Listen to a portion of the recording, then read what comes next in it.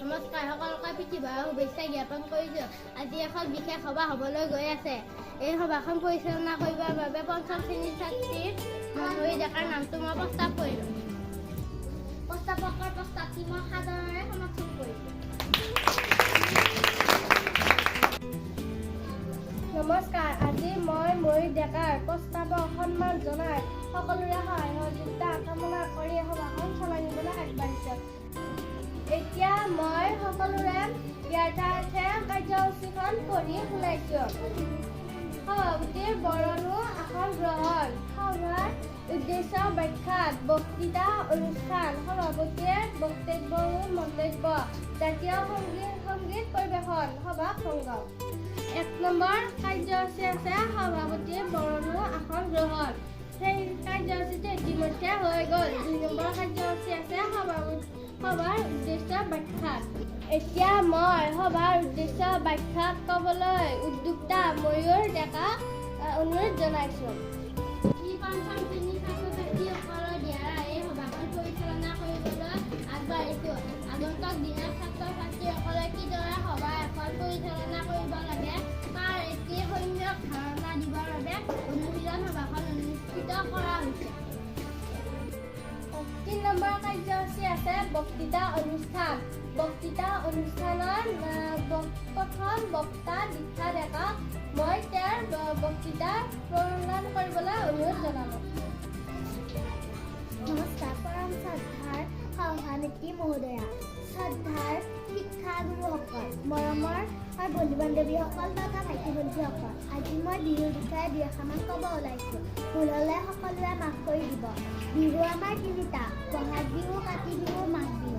মই তাৰে ভিতৰত মাঘ বিহুৰ বিষয়ে ক'ব ওলাইছোঁ। মাঘ বিহু আমাৰ অসমৰ প্ৰধান উৎসৱ। মাঘ বিহুত আমি পিঠা, লাড়ু আৰু বৰা চাউলৰ চুঙা পিঠা বনোৱা হয়। আমাৰ ল'ৰাসকলে ভেলাঘৰ মেজি বনাই উৰুকাৰ দিনা এসাঁজ ভোজ খায়। আমিও ঘৰত নানা ধৰণৰ মাছ মাংসৰে এসাঁজ ভাত খাওঁ। আমি উৰুকাৰ পিছদিনা পুৱা সোনকালে শুই উঠি মন্দিৰত আমি সেৱা জনাওঁ। প্ৰথমে মা দেউতাক সেৱা কৰোঁ, আমাতকৈ ডাঙৰ লোককো সেৱা কৰোঁ। আমি পোনপ্ৰথমে কণী খাওঁ। তাৰ পাছতে আমি এই মাঘৰ বিহুত নানা ধৰণৰ খেল ধেমালি হয়। আমি খেল খেলিবলৈ যাওঁ।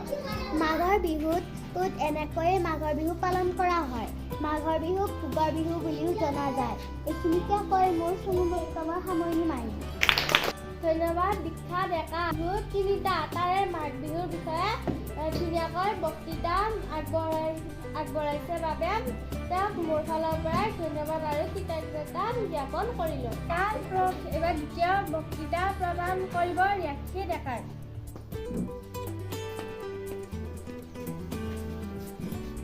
নমস্কাৰ, শ্ৰদ্ধাৰ সভানেত্ৰী মহোদয়া আৰু শ্ৰদ্ধাৰ শিক্ষাগুৰুসকল আৰু মোৰ মৰমৰ বন্ধু বান্ধৱী তথা ভাইটি ভণ্টিসকল, আজি মই মোবাইল ফোনৰ বিষয়ে ক'বলৈ ওলাইছোঁ।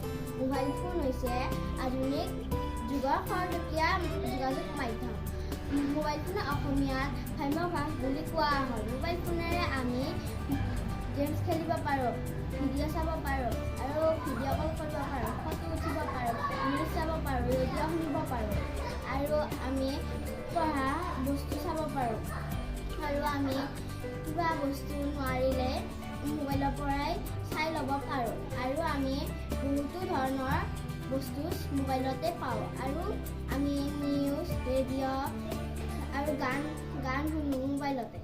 এইখিনিকে কৈ মই মোৰ চমু বক্তব্য সামৰণি মাৰিছোঁ। ধন্যবাদ ৰিয়াক্ষী ডেকা, তেওঁ ইমান ধুনীয়াকৈ আধুনিক যুগৰ মোবাইল ফোনৰ বিষয়ে বক্তৃতা আগবঢ়াইছে। সেইবাবে তেওঁক মোৰ ফালৰ পৰা আন্তৰিক ধন্যবাদ আৰু কৃতজ্ঞতা জ্ঞাপন কৰিলোঁ।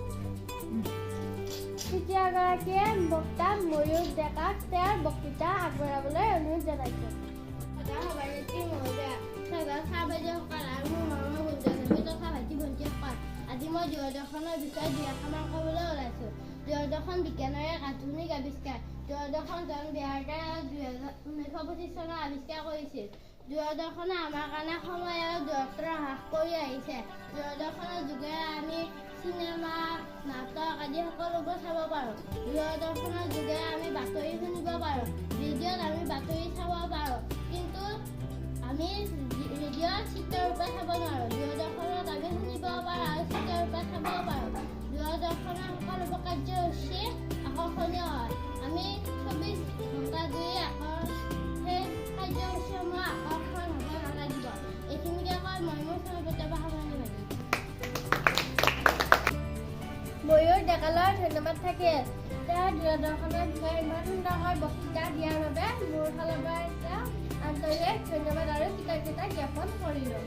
এতিয়া পৰৱৰ্তী বক্তা হিৰকজ্যোতি ডেকাক তেওঁৰ বক্তৃতা প্ৰদান কৰিবলৈ অনুৰোধ জনালোঁ।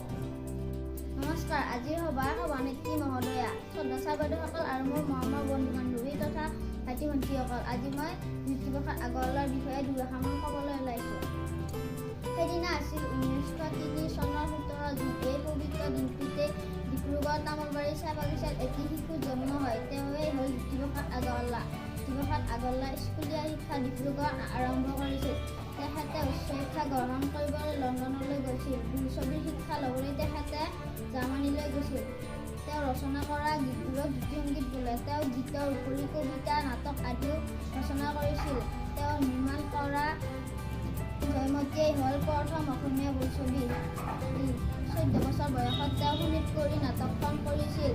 জ্যোতিপ্ৰসাদ আগৰৱালাই অসমীয়া সংস্কৃতিক নতুন ৰূপ দিছিল। সেইবাবে জ্যোতিপ্ৰসাদ আগৰৱালা ৰূপকৰ নামেৰে জনাজাত। 1951 চনৰ 17 জানুৱাৰীত তেখেতে বকুণ্ডগামী হয়। তেতিয়াৰ পৰাই 17 জানুৱাৰীৰ দিনটো শিল্পী দিৱস হিচাপে উদযাপন কৰি আহিছোঁ। ধন্যবাদ। হিৰকজ্যোতি ডেকালৈ ধন্যবাদ আৰু কৃতজ্ঞতা জ্ঞাপন কৰিলোঁ। এতিয়া নমস্কাৰ। শ্ৰদ্ধাৰ সভানেত্ৰী মহোদয়া, উপস্থিত শিক্ষাগুৰুসকল, মৰমৰ বন্ধু বান্ধৱী তথা ভাইটি ভণ্টিসকল, আজি মই দুই আষাৰ ডক্টৰ ভূপেন হাজৰিকাৰ বিষয়ে ক'বলৈ ওলাইছোঁ। 1926 চনত 8 ছেপ্টেম্বৰ তাৰিখত ডক্টৰ ভূপেন হাজৰিকাৰ জন্ম হৈছিল। পিতৃৰ নাম আছিল নীলকান্ত হাজৰিকা, মাতৃৰ নাম আছিল শান্তিপ্ৰিয়া হাজৰিকা।